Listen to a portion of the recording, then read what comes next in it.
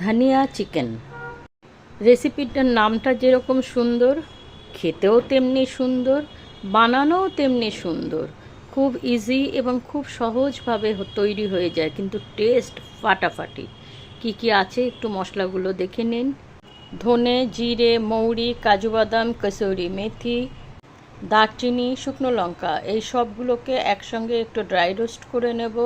তারপরে এর একটা পাউডার বানিয়ে নেব।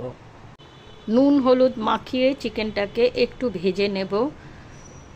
খুব একটা তবে ভাজাভাজি করতে যাবেন না, তাহলে চিকেন প্রচণ্ড হার্ড হয়ে যাবে, শক্ত হয়ে যাবে। এর মধ্যে না টমেটো না টক দই, খুব বেশি একটা উপকরণ লাগে না।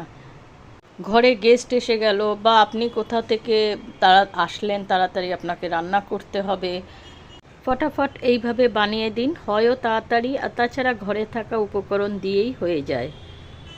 খুব বেশি একটা স্পাইসিও নয়, এটা সবাই খেতে পারেন। যে মশলাটা আমি রোস্ট করেছিলাম, কয়েকটা কাঁচা লঙ্কা দিয়ে পেস্ট বানিয়ে নিয়েছি। এবার দিয়েছি আদা রসুনের পেস্ট। আমার মিষ্টি বন্ধুরা, একটু জানাবেন আমার রেসিপিগুলো আপনাদের কেমন লাগে, তবে আমি আরেকটু উৎসাহ পাবো।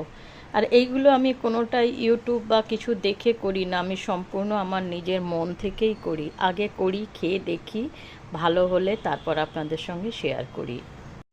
আমি বেশি কিছু চাই না বন্ধুরা, আপনাদের ভালোবাসা অনেক অনেক অনেক আমি পেয়েছি। ধনিয়া চিকেন যেহেতু প্রচুর ধনেপাতা লাগবে, তবে আমি রাত জেগে হলেও আমার পাশে যে থাকে, আমি সব সময় তার পাশে থাকি, লাইক কমেন্ট সব সময় আমি করার চেষ্টা করি। কারণ আমি জানি এটাও একটা আমার কাজ, সময় নেই বললে তো হবে না। এই রেসিপিটা পুরোটাই চেষ্টা করবেন হাই ফ্লেমেই করার। এবার লাস্ট আমি এই যে জল দিয়ে এবার একটু ঢেকে দেবো, স্লো ফায়ার করে দেবো 5-7 মিনিট। মশলা থেকে দেখুন কি সুন্দর এরকম তেল ছেড়ে গেছে, তার মানে রেডি হয়ে গেল রান্নাটা। ভাত, রুটি, পরোটা সব কিছু দিয়ে একদম ফাটাফাটি রেসিপি। কেমন লাগলো অবশ্যই জানাবেন কিন্তু।